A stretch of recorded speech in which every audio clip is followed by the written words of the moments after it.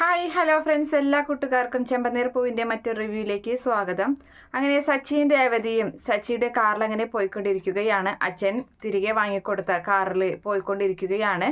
അങ്ങനെ ആ സമയത്ത് രേവതി എനിക്ക് മറ്റൊരു സ്ഥലത്തേക്കാണ് ആദ്യം പോകേണ്ടതെന്ന് പറയുമ്പോൾ എവിടേക്കാണെന്നൊക്കെ ചോദിക്കുന്നുണ്ട്. അപ്പം ഞാൻ പറയുന്ന വഴി പോയാൽ മതി എന്നൊക്കെ പറഞ്ഞ് അങ്ങനെ ഒരുപാട് ദൂരം ഇവളിങ്ങനെ പറയുന്ന സ്ഥലത്ത് ഇങ്ങനെ പോയിക്കൊണ്ടിരിക്കുകയാണ്.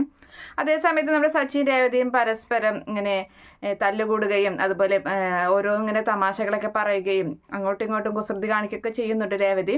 അങ്ങനെ അതൊക്കെ ആസ്വദിച്ചിരിക്കുകയാണ് സച്ചിയാണെങ്കിൽ. അങ്ങനെ അവസാനം പോയി നിൽക്കുന്നത് ഒരു അമ്പലത്തിലാണ്. അപ്പോൾ അമ്പലത്തിലേക്ക് കയറാൻ നിൽക്കുമ്പോൾ അമ്പലം എന്ന് വെച്ചിട്ടുണ്ടെങ്കിൽ നമ്മുടെ ഈ പഴനിമല പോലെയൊക്കെയാണ്, ഏറ്റവും മുകളിലാണ് അമ്പലം. അപ്പോൾ പടികളാണെങ്കിൽ ഒരുപാടുണ്ട്.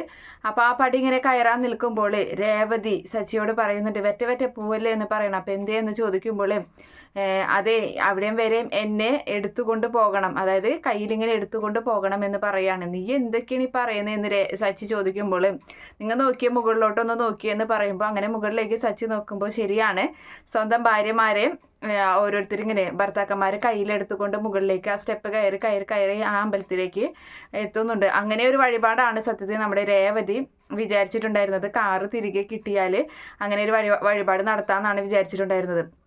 അങ്ങനെ സച്ചി ഒരു നിവൃത്തിയില്ലാതെ രേവതിയുടെ ആ ഒരു വാശിക്കിൽ ശരി എന്ന് പറഞ്ഞ് അങ്ങനെ എടുക്കുന്നുണ്ട്. എടുത്തങ്ങനെ കുറച്ച് ദൂരം എത്തുമ്പോഴേക്കും അയ്യോ നല്ല വെയിറ്റ് ഉണ്ട് നിനക്ക്, എന്നെ ഇങ്ങനെ എടുത്തുകൊണ്ട് പോകാനൊന്നും എനിക്ക് പറ്റില്ല എന്ന് പറഞ്ഞു. നീ ഭക്ഷണമൊക്കെ കുറയ്ക്കണം കേട്ടോ എന്നൊക്കെ പറഞ്ഞങ്ങനെ അവരിങ്ങനെ അങ്ങനെ ഒരു വിധത്തിൽ നമ്മുടെ സച്ചി പതുക്കെ പതുക്കെ പതുക്കെ അങ്ങനെ മുകളിലേക്ക് അവസാനം എത്തുന്നുണ്ട്. കയ്യിനൊക്കെ വീഴുമെന്നൊക്കെ പലവട്ടം തോന്നുന്നുണ്ടെങ്കിൽ അവസാനം എത്താണ്.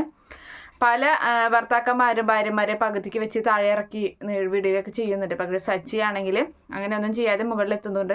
അങ്ങനെ അവിടെ എത്തി അവർ തൊഴുത് പ്രാർത്ഥിച്ച് താഴോട്ട് ഇറങ്ങുകയും ചെയ്യാണ്. അപ്പം പറയുന്നുണ്ട്, ഇത് എന്നോട് ചോദിക്കാതെ മേലാൽ ഇമാതിരിയുള്ള കാര്യങ്ങളൊന്നും വിചാരിക്കരുത് എന്നൊക്കെ പറഞ്ഞ് സച്ചി അങ്ങനെ വഴക്ക് പറയുന്നുണ്ട്.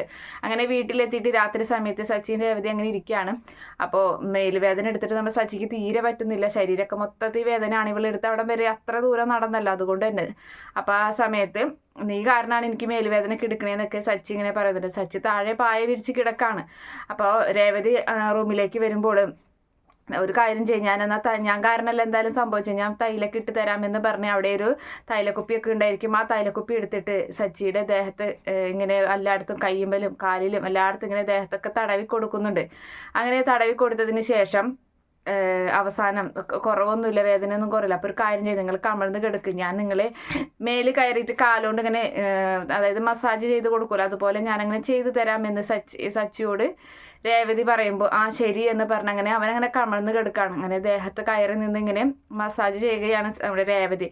അപ്പോൾ അയ്യോ അമ്മേ എന്ന് ഉറക്കെ ഇങ്ങനെ വിളിക്കുകയാണ്. അപ്പോൾ അമ്മേ എന്ന് വിളിക്കണം കേൾക്കുമ്പോൾ ചന്ദ്ര പുറത്തുണ്ടാവും.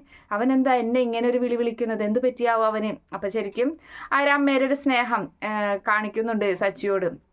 അങ്ങനെ എന്താണ് റൂമിൽ നടക്കുന്നത്, ഇവനെന്തിനിങ്ങനെ കരയുന്നതെന്നൊക്കെ പേടിച്ചിട്ട് വേഗം ചന്ദ്ര റൂം തുറന്ന് നോക്കുമ്പോൾ കാണുന്ന കാഴ്ച സച്ചിയുടെ ദേഹത്ത് കയറി നിൽക്കുന്ന രേവതിയാണ്.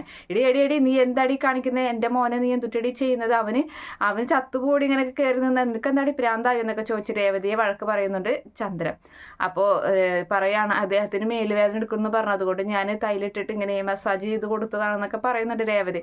അപ്പോൾ സച്ചിയും പറയാം അതെ അമ്മ അതാണ് സത്യം എന്ന് പറയാണ്. ഇങ്ങനെയൊക്കെ ചെയ്യലടി, അവന് നാളെ എഴുന്നേറ്റ് നടക്കണം, ഇങ്ങനെയൊക്കെ അങ്ങനെ മേലുവേദന ഉണ്ടെങ്കിൽ ഡോക്ടറെ അടുത്ത് ചെയ്യാണ്ടി പോകേണ്ടത്, ഇങ്ങനെ നിനക്കറിയാത്ത കാര്യങ്ങൾ നീ ചെയ്യാൻ നിൽക്കണ്ട എന്നൊക്കെ പറഞ്ഞ് രേവതി അങ്ങനെ വഴക്ക് പറഞ്ഞ് പുറത്തേക്ക് പോകുന്നുണ്ട് ചന്ദ്ര.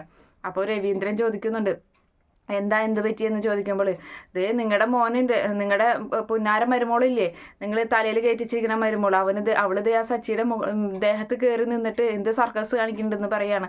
അപ്പോൾ അത് സർക്കസ് ഒന്നല്ല, അതിപ്പോൾ അവന് മേലുവേദന എടുക്കുന്നത് കൊണ്ട് അങ്ങനെ ചെയ്തതായിരിക്കും. നീ എനിക്ക് ഞാനിങ്ങനെ ഡ്രൈവർ പണിയൊക്കെ കഴിഞ്ഞ് വന്നിട്ട് എനിക്ക് മേലുവേദന എടുക്കുമ്പോൾ നീ ഒരിക്കൽ പോലും എനിക്ക് അങ്ങനെ ചെയ്ത് തന്നിട്ടില്ലല്ലോ എന്ന് പറയുന്നുണ്ട്. എന്നാൽ നിങ്ങളൊരു കാര്യം ചെയ്ത് നിങ്ങൾ ചെന്ന് കിടക്കും, ഞാൻ ചെയ്തു തരാം. ഇനി നീ ചെയ്ത് കഴിഞ്ഞാൽ ചിലപ്പോഴേ എനിക്കിപ്പോൾ ഒരു ഹാർട്ട് ഓപ്പറേഷനൊക്കെ കഴിഞ്ഞിരിക്കുകയാണ്, ഞാൻ ചിലപ്പോൾ അതോട് മുകളിലേക്ക് പോവുകയും ചെയ്യുന്നു, എനിക്ക് അത്ര വെയിറ്റ് ഇപ്പോൾ കൂടുതലാണെന്നൊക്കെ പറഞ്ഞ് അങ്ങനെ ഒരു തമാശയൊക്കെ പറഞ്ഞ് നിൽക്കുന്നുണ്ട്. അങ്ങനെ രേവതി സച്ചിയോട് പറയാണ്, കണ്ട നിങ്ങൾ ഒച്ചെടുത്ത കാരണമാണ് അമ്മ വന്നിട്ട് ഇപ്പോൾ ആ കുറ്റവും എനിക്കായി എന്ന് പറയുന്നുണ്ട്. അങ്ങനെ നമ്മുടെ അവരങ്ങനെ കിടന്നുറങ്ങി രാവിലെ എഴുന്നേൽക്കുമ്പോൾ സച്ചിക്ക് വേദന ഒന്നുമില്ല, വേദനയൊക്കെ ഒറ്റ ഇതോടുകൂടി മാറുകയാണ്. ആ ഒരു ഇതിൽ അങ്ങനെ മാറുകയും ചെയ്യുന്നുണ്ട്. അങ്ങനെ സച്ചിയാണെങ്കിൽ എനിക്ക് കയ്യനക്കാൻ പറ്റുന്നില്ല എന്നൊക്കെ ഇങ്ങനെ കളവ് പറഞ്ഞിട്ട് ഭക്ഷണം കഴിക്കാനൊന്നും പറ്റുന്നില്ല എന്നൊക്കെ പറഞ്ഞിട്ട് രേവതി റൂമിലേക്ക് കൊണ്ടുവരുന്ന ഭക്ഷണം കഴിക്കാതെ പോകാൻ നിൽക്കുമ്പോൾ രേവതി പറയുന്നുണ്ട് വേണ്ട വേണ്ട ഞാൻ വാരിത്തരാമെന്ന് പറഞ്ഞ് അങ്ങനെ ആ ഭക്ഷണം എടുത്ത് സച്ചിക്ക് വാരി കൊടുക്കുകയും ചെയ്യുന്നുണ്ട്. അങ്ങനെ ഭക്ഷണം മുഴുവൻ കഴിച്ചതിന് ശേഷം രേവതിയോട് ആ കൈ കൊണ്ട് തന്നെ കൈ അനക്കാൻ പറ്റുന്നില്ല എന്ന് പറഞ്ഞ കൈ കൊണ്ട് തന്നെ ടാറ്റ പറഞ്ഞ് പോവുകയാണ്. അപ്പോൾ നിങ്ങളല്ലേ പറഞ്ഞ് കൈ അനക്കാൻ പറ്റുന്നില്ല എന്ന് പറയുമ്പോൾ അത് ഞാൻ നിനക്ക് ഒരു പണി തന്നതാണ്, നീ എന്നെ അവിടം വരെ നിന്നെ എടുത്തിച്ച് കയറ്റിയില്ല അമ്പലത്തിലേക്ക്, അപ്പോൾ നിനക്കൊരു ചെറിയ പണി തന്നതാണ്, എനിക്ക് കൈക്ക് ഒരു കുഴപ്പമില്ല എന്ന് പറയുന്നുണ്ട്. അപ്പോൾ ഒരു പിച്ച് കൊടുക്കാണ് കൈമിൽ ഇടിയടിയെ വേദന എടുക്കേണ്ടി എന്ന് പറഞ്ഞിട്ട് അങ്ങനെ സച്ചി കാറും എടുത്തിട്ട് താഴേക്ക് അങ്ങനെ പോകുന്നുണ്ട്, കാറെടുത്ത് പോവുകയാണ്. അതേ സമയത്ത് രേവതി ഇങ്ങനെയുള്ള ചെറിയ തമാശകളും കാര്യങ്ങളൊക്കെ ചിന്തിച്ചിട്ട് റൂമിലിരുന്ന് ഇങ്ങനെ ഒറ്റയ്ക്ക് ഇരുന്ന് ഇങ്ങനെ ചിരിക്കുകയൊക്കെ ചെയ്യുന്ന ഒരു ഭാഗമൊക്കെ നമുക്ക് ഉടനെ തന്നെ കാണാം. Okay friends, by, thank